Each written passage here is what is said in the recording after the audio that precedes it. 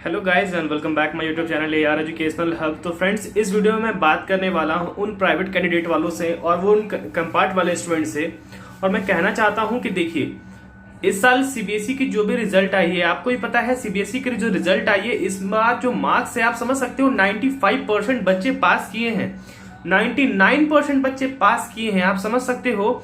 और marking level की अगर बात करें, मैं चाहूँ वो किसी भी स्टेट बोर्ड की बात करूं, चाहे वो सीबीएसई हो, आईसीएसई बोर्ड हो या फिर स्टेट गवर्नमेंट बोर्ड हो, सारे स्टूडेंट्स को मार्क्स इस तरह से दिए गए हैं जो अनएक्सपेक्टेड थे।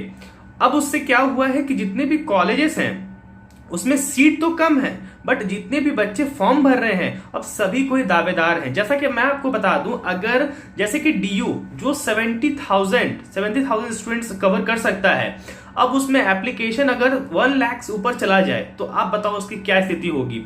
सारे बच्चे के जो मार्क्स थे वो बिल्कुल इक्वल है, ठीक है, सारे बच्चों के मार्क्स इक्वल हो जाएंगे, ठीक है। मान के चलो मेरा 95% आया है, आपका भी 95% आया है, तो इसमें सिलेक्शन कैसा होगा? इसमें सिलेक्शन फिर कैसे होगा कि किनका एडमिशन होना है, किनका एडमिशन नहीं होना है, ठीक है। और अभी कुछ दिनों से मैं भी सुन रहा हूं, आप भी सुन रहे होंगे कि जितने भी स्टूडेंट का 12th और 10th बोर्ड हुआ है, तो इस सेशन का उन लोग को अलग से कोई एग्जाम देना पड़ेगा, ठीक है। ऑफिशियली कोई इस टाइप से अपडेट नहीं आया है, बट अभी कुछ न्यूज अपडेट मैंने फीड पढ़ा तो उसमें यही बात कही जा रही थी कि जितने भी बच्चे हैं 10th और 12th वाले, उनको अलग से कोई एंट्रेंस देना पड़ेगा, देन उसके बाद ही उनका जितने भी एग्जाम है उसमें उनका सिलेक्शन होगा, खास करके गवर्नमेंट वालों में, ठीक है। दूसरी बात मैं अगर कह दूं कि सीबीएसई प्राइवेट कैंडिडेट वाले और कंपार्टमेंटल वाले और पत्रचर वाले, यहां पर क्या हो रहा है कि सबसे पहले सीबीएसई ने उनसे ये बात कही कि भाई एग्जाम नहीं होगी। 3 माह पहले उन्होंने कहा कि एग्जाम नहीं होगी। सुप्रीम कोर्ट में भी केस चल रही थी इसको लेकर, उन्होंने भी 2 बार पटिशन खारिज कर चुका है। सुप्रीम कोर्ट ने भी पटिशन को जो है खारिज कर दिया यहाँ पर।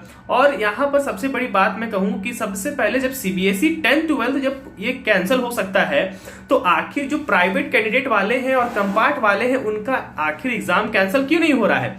क्योंकि एडमिशन तो भाई उसी बेसिस से होना है, तो फिर इसमें अलग क्या है? जैसे सीबीएसई वाले थे जो नॉन स्कूलिंग थे, और जो अभी प्राइवेट कैंडिडेट वाले हैं और कंपार्ट वाले हैं। पहली बात, मेरी बात सुनिए, जो भी कंपार्ट वाले स्टूडेंट्स हैं, अगर किन्हीं का एक सब्जेक्ट में कंपार्ट आया है या फिर 2 सब्जेक्ट में कंपार्ट आया है, तो ऐसा नहीं है कि बच्चे पढ़ने में तेज नहीं है, ऐसा बिल्कुल नहीं है। अगर उन सब्जेक्ट में उनको रुचि नहीं है तो इस वजह से उनमें उनका मार्क्स कम आया है, इस वजह से उनको कंपार्ट लगा है। तो जरूरी नहीं है कि सारे एग्जाम यहां पर करवाए जाए। आप बिल्कुल और बिल्कुल एक सब्जेक्ट का मार्क्स देके उनको क्वालिफाई कर सकते हो। जिन्होंने एक सब्जेक्ट इनका क्रॉस हुआ था, आप उस सब्जेक्ट का मतलब कि मार्क्स दिलाकर आप उनको क्वालिफाई करा सकते हो। मगर अब यहां पर 3 माह के बाद जब बच्चों ने सारी उम्मीद छोड़ दी थी, जब उनको भरोसा था कि अब एग्जाम नहीं होगा, एट ए टाइम अब यहां पर सीबीएसई कहती है कि हम आपका एग्जाम लेंगे, आपका एग्जाम होगा।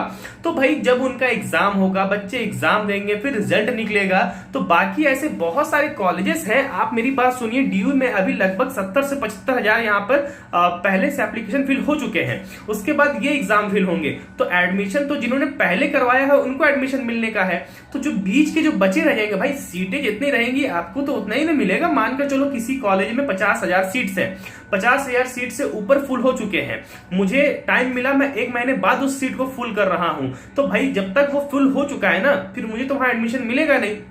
तो इस तरह से बहुत सारे ऐसे कॉलेजेस हैं, अच्छे कॉलेजेस भी हैं, जहां पर सीट फुल हो जाएंगे और जब इनका रिजल्ट निकलेगा तो उनको फिर एडमिशन नहीं मिलेगा। एक तो इन बच्चों के साथ सबसे बड़ी प्रॉब्लम है, हमेशा हर साल से प्रॉब्लम इनके साथ हो रही है, और खास करके कोविड के सिचुएशन में हमेशा प्रॉब्लम इन्हीं को फेस करना पड़ रहा है। तो यहाँ पर सबसे बड़ी प्रॉब्लम है। मैं चाहता हूं कि बिल्कुल आप लोग प्रोटेस्ट जारी रखिए स्टूडेंट्स, क्योंकि आपका भी एग्जाम कैंसिल होना चाहिए एट जैसे सीबीएसई और यहाँ पर जितने भी एग्जाम कैंसिल हुए थे उस तरह से, और आप लोग को भी मार्किंग मिलने चाहिए अपने अपने बेसिस से, ठीक है, जिस तरह से सीबीएसई ने दिया है और बाकी स्टेट गवर्नमेंट ने। सीबीएसई से बच्चों की उम्मीद इसलिए टूटी है क्योंकि उनसे ये उम्मीद नहीं थी कि आफ्टर 3 महीने बाद वो ऐसा डिसीजन लेंगे, पहले कहे कि एग्जाम नहीं होगी, फिर उन्होंने डिसीजन लिया कि एग्जाम होगी, तो यहां पर उनकी उम्मीद टूटी हुई है, मैं जानता हूं।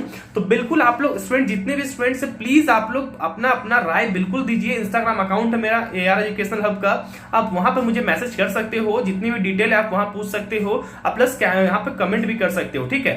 मैं जानता हूं आप लोग बिल्कुल सपोर्ट करते हो, मैं भी आप लोगों को सपोर्ट कर रहा हूं, एग्जाम नहीं कराने के मैं पक्ष में हूं, क्योंकि एग्जाम होगी तो फिर देरी होगी। मिलते हैं आप सभी इस नेक्स्ट वीडियो में, तब तक के लिए धन्यवाद। बिल्कुल लाइव सेशन को ज्वाइन कीजिएगा। जिस तरह से हमने यहाँ पर सीबीएसई की एग्जाम कैंसिल करवाई थी, आपका भी एग्जाम कैंसिल होना चाहिए, क्योंकि यहाँ पर रिजल्ट में देरी होगी तो फिर एडमिशन नहीं हो पाएगा। मिलते हैं आप सभी इस नेक्स्ट वीडियो में, तब तक के लिए धन्यवाद।